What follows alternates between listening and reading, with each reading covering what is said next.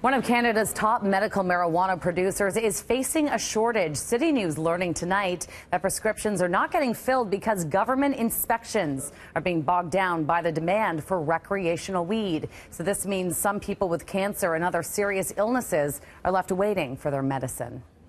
My product is basically for anxiety and pain and sleep, right? And I'm telling you, like, it works good.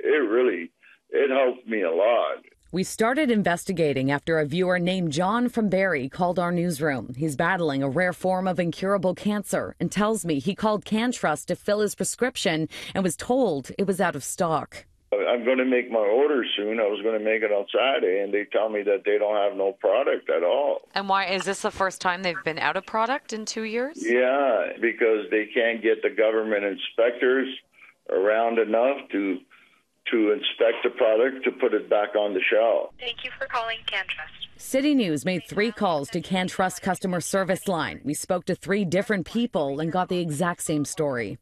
We are working diligently to move these products through external quality testing that is required by Health Canada, and we are experiencing extended timelines due to the increase in overall industry demand. I was told by another customer service rep that before legalization, 20 marijuana testing labs in Ontario were dealing with 10 licensed producers. And now with recreational weed, there are more than 100 LPs. We also reached out to CanTrust for an official statement, and here it is. We're all working hard to fix this urgently and have increased the number of third-party testing labs that we work with to speed up the process. We expect to have oils and capsules back in stock this weekend and dried flowers following shortly thereafter. Our team is reaching out personally to all of our patients to make sure they are up to date. John tells me he prefers medical marijuana to opioids. He calls it a miracle drug and says it was a saving grace during chemo treatments. He now worries other people are also suffering.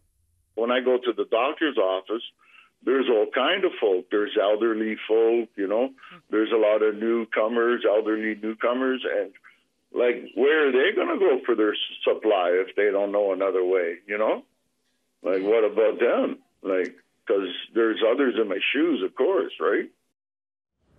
Now, we also brought these concerns to the federal government. Minister Bill Blair's office told us there are now 132 licensed producers. And with any new system, there is bound to be an adjustment period. We also asked if medical marijuana should be a priority. So far, no response to that question. Now, we uncovered this issue because John called our newsroom. If you're having problems getting medical marijuana, we want to hear from you too. Or if there's another story you want us to look into, you can always reach us by phone, email, Twitter, or on our website, citynews.ca.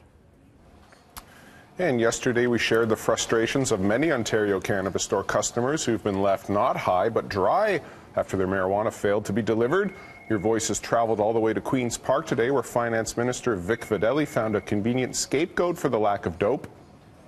All of the cannabis store assumptions were made, as we've talked about many times, based on illegal data, illegal information from illegal sales.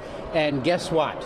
The criminals lied to us. They did not properly report their sales, if you could imagine that happening. So our assumptions, of course, were based on all illegal sales.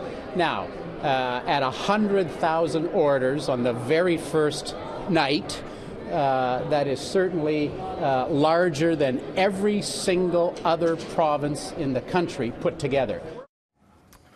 Well, I guess when you assume there's no grass for you and me, you can share your opinions on how the province has handled marijuana legalization anytime on our social pages.